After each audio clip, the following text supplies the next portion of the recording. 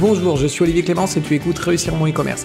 Réussir mon e-commerce, c'est un podcast qui a pour mission d'aider les nouveaux e-commerçants et ceux qui sont déjà lancés à créer une entreprise rentable et bienveillante. Parce que je suis convaincu que ce sont les entreprises, quelle que soit leur taille, qui ont le pouvoir d'améliorer le monde dans lequel nous vivons. Dans ce podcast, je te partage des conseils, des astuces, des idées et des retours d'expérience pour t'aider à développer ton entreprise de manière respectueuse et élégante. Allez, c'est parti pour un nouvel épisode. Salut, j'espère que tu vas bien.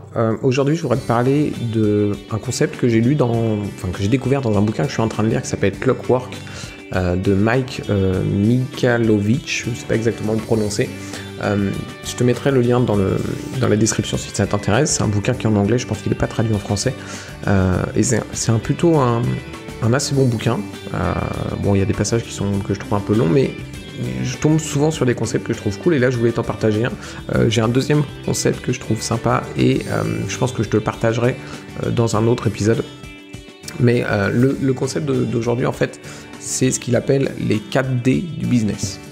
Et les 4D du business, c'est quoi en fait? Alors c'est de l'anglais, donc je les ai pas traduits parce que sinon on n'a plus le concept de 4D, c'est dommage. Donc c'est doing, deciding, delegating et designing. Qu'est-ce que ça veut dire? Doing, c'est globalement faire les choses, c'est fabriquer des choses, créer des choses, produire de la valeur pour tes clients en fait. Et c'est ce que vont acheter finalement tes clients. Deciding, c'est prendre des décisions, tout simplement. Prendre des décisions. Déléguer, c'est dire qui est en charge de faire quoi dans l'entreprise. Et c'est différent de décider, de deciding. Pourquoi? Parce qu'en fait, c'est quand tu délègues quelque chose à quelqu'un, en fait, c'est elle qui est en charge des résultats de la tâche que tu lui as donné de faire, en fait. Et elle va devoir prendre des décisions. Donc en fait, tu vois, c'est pas la même chose que de décider. Quand tu décides, en fait, les gens viennent te voir tout le temps et te posent des questions et c'est toi qui dis oui, non, tu dois le faire ou pas, tu dois le faire comme ça et pas comme ça, etc. Quand tu délègues, tu laisses la responsabilité à la personne qui va faire la tâche et du coup, c'est elle qui va décider finalement c'est quoi la meilleure solution. Est-ce que je fais ça, est-ce que je fais pas ça, est-ce que je priorise ça ou je priorise ça, etc., etc. Donc c'est pas la même chose que de décider. La délégation, c'est pas la même chose que prendre la décision en fait. Et dernière étape, c'est le designing. Donc designing, c'est designer les choses en fait tout simplement. Et en fait, c'est organiser ton entreprise. Et au-delà de ça, c'est plutôt définir la direction de ton entreprise, la vision de ton entreprise, vers quoi tu veux qu'elle aille, c'est quoi les grands axes que tu vas prendre avec ton entreprise et ceux que tu ne vas pas aller chercher, etc. Donc, les 4 D d'un business, d'après Mike Michalowicz, c'est doing, deciding, delegating et designing. Et c'est intéressant parce qu'en fait, il explique qu'une entreprise, ce qui lui fait gagner de l'argent, c'est la partie doing. C'est la partie faire les choses. Et ça paraît logique parce que quand tu es en train de prendre des décisions dans ton entreprise, tu ne produis rien pour tes clients.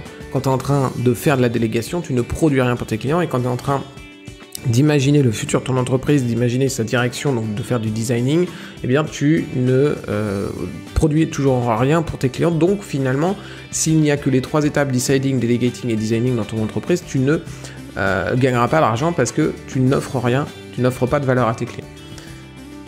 Donc le doing finalement c'est la chose la plus importante d'une entreprise et ce qu'il explique c'est qu'une entreprise doit globalement quand tu répartis le temps de travail, l'entreprise elle doit passer 80% de son temps dans le doing pour justement générer du chiffre d'affaires, générer de la valeur pour les clients qui eux vont acheter cette valeur. Alors quand je dis de la valeur, moi ça peut être par exemple de la prestation de service, ça peut être de la formation, ça peut être des modules PrestaShop. Pour toi ça va être sans doute de trouver les bons produits, de les vendre, etc. etc. Donc ça, c'est du doing. Par contre, ce qui est intéressant de comprendre, c'est que l'entrepreneur, son rôle n'est pas d'être dans le doing, en fait. Il doit faire le moins possible de doing. Il doit être au maximum dans la dernière étape, qui est le designing, pour décider des directions de l'entreprise, choisir vers quoi elle va aller, etc. Et à terme d'ailleurs, il explique que l'entrepreneur, en fait, s'il travaille bien toutes ces parties-là, et bon évidemment tout le système qu'il explique dans son bouquin Clockwork, si tu arrives à mettre tout ça en place, eh bien il y a un stade où tu es dans aucune de ces parties-là, et en fait ton entreprise elle tourne toute seule, et toi tu es en train de siroter des cocktails à la plage. Même si, personnellement, je trouve que je pense que le plus intéressant, ça reste d'être dans le designing et d'y rester, finalement. Mais voilà, tu peux très bien aussi prendre des gens qui vont choisir la direction de l'entreprise et finalement, toi, tu la regardes juste vivre toute seule, en fait, ton entreprise. Et donc, du coup, qu'est-ce qui se passe si tu es tout seul dans ton entreprise? Si tu es tout seul dans ton entreprise, comme tu es ton entreprise, eh bien, tu vas faire 80% de doing. Et c'est normal. Et c'est peut-être ce qui est le cas, ce qui se passe pour toi actuellement. Peut-être que tu es 80% de ton temps en train de délivrer de la valeur à tes clients et finalement, tu n'as pas énormément de temps pour prendre des décisions, voir l'avenir de l'entreprise, etc., etc. Mais si tu veux grandir, il faut que tu arrives à remonter les niveaux et à passer plus de temps dans les autres niveaux qu'on a vus et moins dans la partie doing. Parce que sinon, ton entreprise, elle ne pourra pas grossir, elle sera toujours limitée à toi, à ta capacité à faire les choses. Plus tu vas passer du temps dans le deciding, le delegating et le designing, plus ton entreprise pourra faire du doing parce qu'il y aura d'autres personnes en fait qui vont faire les choses à ta place. Donc il faut qu'en fait à un moment donné, si tu veux grossir, il faut que tu sois capable de t'entourer. Et à partir du moment où tu t'entoures, tu vas commencer à passer plus de temps dans la partie deciding parce qu'au début, tu ne sauras pas forcément bien déléguer. Et donc c'est normal, c'est toi qui vas prendre toutes les décisions et finalement, les personnes avec qui tu t'entoures, elles vont juste faire ce que tu leur dis. C'est juste ça. Au fur et à mesure que tu vas, toi, t'améliorer dans les prises de décision et donner de plus en plus de liberté finalement aux personnes avec qui tu travailles, eh bien tu vas passer dans la partie delegating, c'est-à-dire que tu vas leur donner des directions finalement de ce qu'ils vont devoir faire, leur expliquer ce que tu attends comme résultat, mais sans leur donner toutes les étapes, et ceux qui vont finalement faire les étapes et prendre les décisions, choisir les priorités, etc. Donc là, tu vas passer de plus en plus de temps dans la partie delegating, et au final, eh bien quand les choses sont bien déléguées, que les gens sont plutôt autonomes et que ça tourne bien, tu peux passer un maximum de temps dans la partie designing et donc voir vers quoi tu veux amener ton entreprise, prendre des décisions sur les partenariats importants. Est-ce qu'on fait un partenariat avec cette personne, avec ce gros site-là? Est-ce qu'on part dans cette typologie de produits qu'on va vendre, etc., etc. Alors évidemment, ça reste des décisions, parce que de toute façon, dans les entreprises, on prend toujours des décisions, mais c'est pas le même niveau de décision en fait. Quand tu fais du deciding, tu vas juste décider, ok, le bouton il est bleu ou il est rouge en fait, tu vois. Quand tu fais du designing, tu vas vraiment prendre des décisions qui vont impacter très fortement l'entreprise et qui vont l'emmener dans des directions complètement différentes.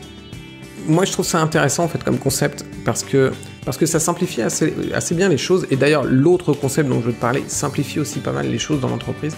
Et je trouve ça sympa, et c'est d'ailleurs ce qu'il conseille de faire dans le bouquin, c'est de prendre le temps en fait de regarder le temps que tu passes dans chacune des parties, dans le doing, deciding, delegating et designing, de regarder, ok, sur une semaine, sur un mois, combien de temps je passe dans chacune des parties, pour savoir où tu en es.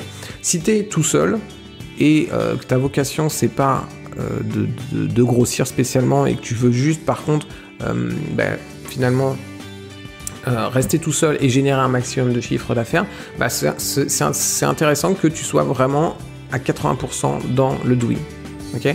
Parce que tu veux pas grossir, mais par contre, si tu passes trop de temps dans le designing, etc., tu vas te... En fait, c'est juste que tu es en train de rêver, en fait. Tu es en train d'imaginer un futur que tu ne mettras jamais en place parce que tu veux rester tout seul. Donc, il faut que tu passes plus de temps dans le doing si tu n'en fais pas assez. Inversement, si au contraire tu veux grossir et que tu es toujours en train de faire 80% de doing, eh bien, il faut que tu admettes que tu as besoin de t'entourer, que tu as besoin de passer plus de temps dans le delegating, dans le deciding et dans le designing. Peut-être que tu n'es pas encore entouré, tu es tout seul, et dans ce cas, il faut commencer par prendre une personne. Donc, alors, tu ne prends pas un salarié, tu prends un freelance, quelques heures par jour, mais ça va te permettre déjà de gagner quelques pourcentages et de doing que tu vas aller remettre dans une autre partie, dans un autre des 3 éléments. Et si tu es déjà entouré et que tu fais beaucoup de doing, c'est sans doute que tu ne délègues pas assez en fait. Tu es sans doute beaucoup dans le doing et beaucoup dans le deciding et finalement ta délégation elle n'est pas super efficace et il faut que tu arrives à donner plus d'autonomie à tes partenaires, à tes collaborateurs pour que toi tu puisses te retirer du doing et du deciding et passer plus de temps dans le designing qui va être vraiment les décisions importantes et ce qui va vraiment faire grossir le plus l'entreprise.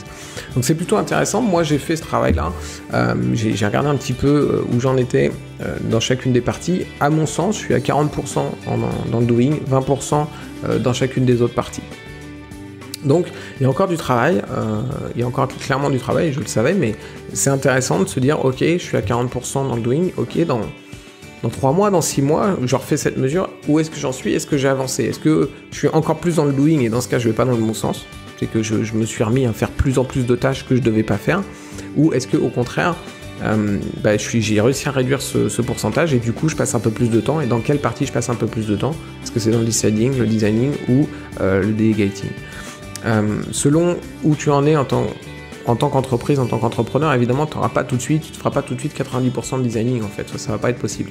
Mais l'idée, c'est de faire monter un peu le curseur vers chacun des niveaux supérieurs pour que ton entreprise, elle aille dans le bon sens et elle grossisse.